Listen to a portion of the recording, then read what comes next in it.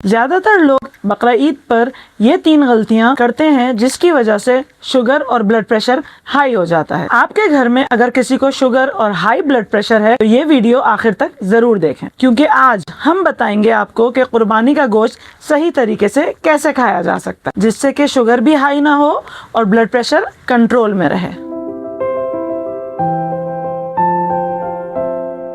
अस्सलाम वालेकुम, मैं हूं अमरीना, आपकी होस्ट, और वेलकम करती हूं आपको रिज मीडिया हेल्थ में। जैसा कि आपको पता है, हमारा मजहबी त्यौहार बकरा ईद में ज़्यादातर रेड मीट का इस्तेमाल होता है, जिसकी वजह से ब्लड प्रेशर और शुगर के मसाइल पैदा होते हैं। तो इसके लिए हम ये वीडियो आपके लिए लेके आए हैं, जिसमें हम आपको बताएंगे कि किस तरह से आप रेड मीट का इस्तेमाल कर सकते हैं, और वो लोग जिनका ऑलरेडी हाई ब्लड प्रेशर रहता है वो इस बकरा ईद में किस तरह कुर्बानी का गोश्त इस्तेमाल कर सकते हैं, और वो लोग भी जिनकी शुगर हाई रहती है और वो इंसुलिन के साथ हाई मेडिकेशन पे रहते हैं, उनके लिए भी बकरा ईद में गोश्त का इस्तेमाल किस तरह से किया जा सकता है इस वीडियो में हम आपको ज़रूर बताएंगे। नंबर 1, सबसे पहली गलती जो लोग करते हैं इस ईद के मौके पे कि वो ज़्यादा से ज़्यादा गोश्त खाते हैं और उसकी बनी हुई डिशेज इस्तेमाल करते हैं। याद रखिए, ज़्यादा गोश्त का इस्तेमाल इस तरह के मरीजों के जिस्म और मैदे पर बहुत ज़्यादा बोझ डाल सकता है, जिनको ऑलरेडी शुगर और ब्लड प्रेशर का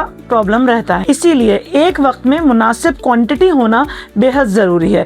मुनासिब मिकदार में ही गोश्त लेना चाहिए। प्लेट में ज़्यादातर बोनलेस या बारबेक्यू आइटम, ग्रिल्ड आइटम उनसे ना फिल किया जाए, बल्कि प्लेट का पोर्शन इस तरह डिवाइड किया जाए कि उसमें रेड मीट के साथ साथ प्रॉपर सैलड भी हो और कैल्शियम जैसे कि योगर्ट का इस्तेमाल हो जाता है, रायता, दही, उन चीज़ों को भी उसमें शामिल किया जाए। नंबर 2, गाय और बकरी के गोश्त में बहुत ज़्यादा चर्बी होती है। ये फैट होता है जो कोलेस्ट्रॉल डेवलप करता है, तो उसके लिए इस चीज़ का ख़ास ख्याल रखा जाए कि ये इस्तेमाल करते हुए चर्बी को ज़ाया कर दिया जाए, क्योंकि गोश्त में ज़्यादा चर्बी होने से हाई कोलेस्ट्रॉल हो सकता है, कार्डियक अरेस्ट हो सकता है और ब्लड प्रेशर भी मज़ीद हाई हो सकता है।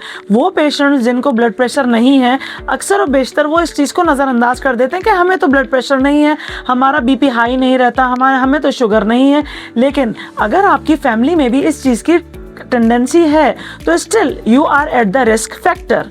तो इसके लिए बेहद ज़रूरी है कि आपको ये पता हो कि गोश्त के अंदर चर्बी का इस्तेमाल बिल्कुल मिनिमम होना चाहिए। वो हजरात और ख़वातीन जिनका ब्लड प्रेशर हाई रहता है या जो शुगर के पेशेंट हैं, हाई शुगर फेस करते हैं, उनको इस चीज़ का ख्याल रखना चाहिए कि रेड मीट में या इवन किसी भी चीज़ में, खाने में ज़्यादा स्पाइसेस, ज़्यादा तेज़ मसाले और ज़्यादा मिर्चों वाले रोगनी जो आइटम्स होते हैं उनका इस्तेमाल कम से कम रखना चाहिए। सिर्फ मिर्च और मसालों के इस्तेमाल से ही आप शुगर को या ब्लड प्रेशर को कंट्रोल नहीं कर सकते, बल्कि इसके लिए आपको ये ख़ास ख्याल रखना है कि नमक, सॉल्ट का इस्तेमाल भी बहुत ही मॉडरेशन के साथ होना चाहिए, और कुकिंग ऑयल ये बहुत ज़रूरी एलिमेंट है जो हमारे रोज़मर्रा खानों का एक बेसिक एसेंशियल है।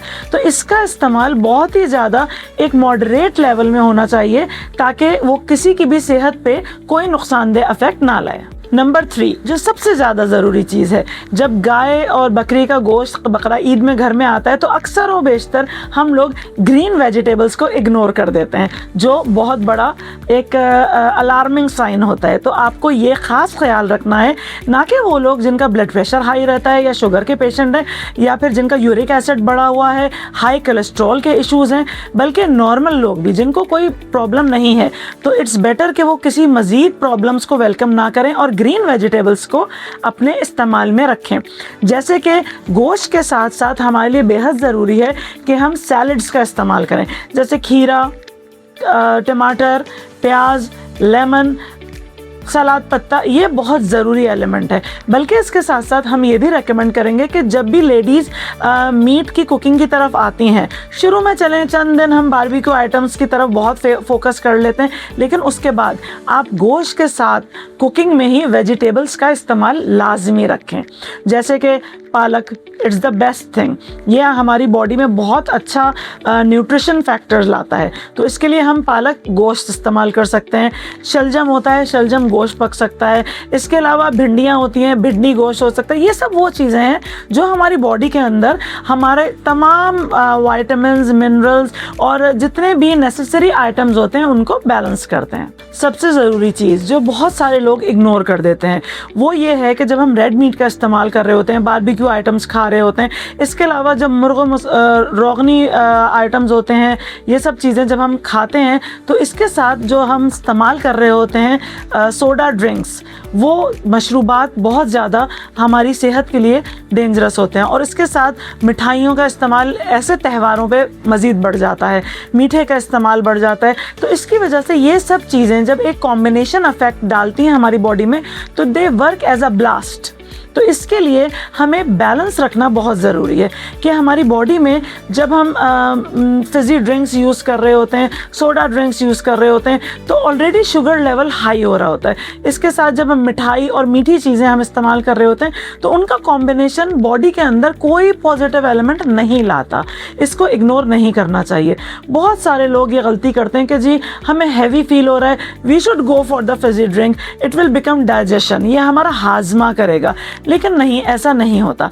हाजमे के लिए अगर हम मेडिसिन यूज़ करें तो वो बिल्कुल डिफरेंट होती हैं, लेकिन कोल्ड ड्रिंक्स रेड मीट के साथ यूज़ करना हमारी बॉडी में बहुत ज़्यादा नेगेटिव इफ़ेक्ट्स ला सकती हैं। यूजुअली जो ब्लड प्रेशर के मरीज़ होते हैं उनको ये चीज़ तो पता होती है, लेकिन वो लोग जिनको ब्लड प्रेशर के बारे में ज़्यादा इन्फॉर्मेशन नहीं होती, उन व्यूअर्स के लिए मैं ये बताना चाहूँगी कि नॉर्मल ब्लड प्रेशर लेवल जो होता है हमारी बॉडी का, वो ऊपर का 120 होता है और नीचे का 80 होता है। जब हम बात करते हैं हाई ब्लड प्रेशर की, तो वो मिनिमम लेवल पे जो आपका हाई जाता है वो 140 और 90 लेवल पे होता है। तो यानी कि 140 और 90 अगर ब्लड प्रेशर आपका आ रहा है तो इसको इग्नोर नहीं करना चाहिए।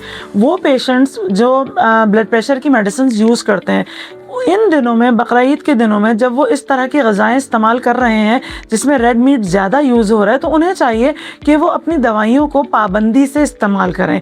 और अफेक्टेड हज़रात और ख़वातीन जो ब्लड प्रेशर के मरीज़ हैं या शुगर के मरीज़ हैं, उनको चाहिए कि वो टाइम का बहुत ख्याल रखें ग़िज़ाओं का इस्तेमाल करते हुए।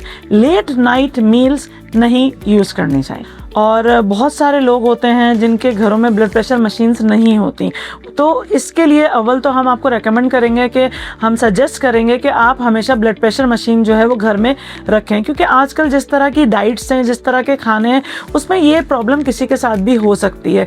लेकिन इसके बावजूद हम अपने नाजरीन को ये बताना चाहेंगे कि इसकी अलामात क्या होती हैं, कि अगर आपका ब्लड प्रेशर हाई होने लगे तो आपको कैसे पता चलेगा। उसमें चक्कर आना एक सिम्टम होता है, धुंधला नज़र आना, घबराहट होना, दिल की धड़कन तेज़ हो जाना, ये वो अलामात हैं जो अगर आपको कभी भी फील हो तो आप फौरी तौर पे डॉक्टर को कंसल्ट करके अपना ब्लड प्रेशर चेक करवाइए। और इसकी सबसे बड़ी अलामत जो होती है वो होती है पट्ठों में खिंचाव पैदा होना, पट्ठों का दर्द फील होना। तो उसके लिए जब भी आपको इस तरह की कोई प्रॉब्लम हो रही हो तो आप समझें कि blood pressure might be affecting. तो इसके लिए बहुत ज़रूरी है कि आप इस चीज़ को नज़रअंदाज ना करें। तो इसीलिए हम आपको यही सजेस्ट करेंगे कि आप गोश्त का इस्तेमाल ज़रूर रखिए, लेकिन एक मॉडरेट लेवल पे। अपनी प्लेट को इतना मत भरें गोश्त से कि वो प्लेट आपको सेटिस्फेक्शन तो देगी, टेस्ट भी देगी, लेकिन हो सकता है वही एक गोश्त की प्लेट आपको हॉस्पिटल भी ले जाए। तो इसके लिए बहुत ज़रूरी है कि आप एतदाल से गोश्त का इस्तेमाल कीजिए, अपनी दवाइयाँ वक्त पे लीजिए और खाना वक्त पे खाइए। आई होप कि ये वीडियो आपके लिए बहुत ज़्यादा इफेक्टिव साबित हुई होगी। और बेल आइकन को प्रेस करना मत भूलिएगा। हमारे चैनल को लाइक एंड सब्सक्राइब करें और ज़रूर कमेंट्स करके बताइए कि आपको हमारी वीडियो से बेनिफिट्स मिल रहे हैं। थैंक यू, अपना ख्याल रखिएगा।